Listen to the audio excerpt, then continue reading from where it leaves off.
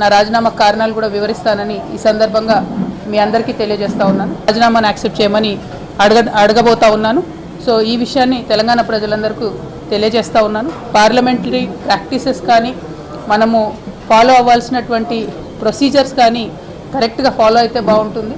అందుకనే ఆ రోజు అవకాశం తీసుకొని మాట్లాడి నా రాజీనామా కారణాలు కూడా వివరిస్తానని ఈ సందర్భంగా మీ అందరికీ తెలియజేస్తా ఉన్నాను. ఎట్ ద సేమ్ టైం నిన్న ఈరోజు రాష్ట్రంలో జరుగుతున్నటువంటి రాజకీయాలన్నింటినీ కూడా పరిణామాలన్నింటినీ కూడా మనం చూస్తూ ఉన్నాం. మరి ప్రత్యేకించి ఈ మధ్యనే నేను పాలమూరు జిల్లాకు కూడా మరి పర్యటనకు వెళ్ళడం జరిగింది.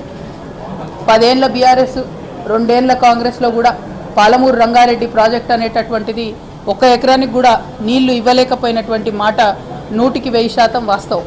అయితే 10 సంవత్సరాలు బీఆర్ఎస్ ఈ ప్రాజెక్ట్ని సాగదీసిందని చెప్పి నిన్న గౌరవ ముఖ్యమంత్రి గారు ఏవైతే విమర్శలు చేసినారో అవి మాత్రం నేను తీవ్రంగా ఖండిస్తూ ఉన్నాను.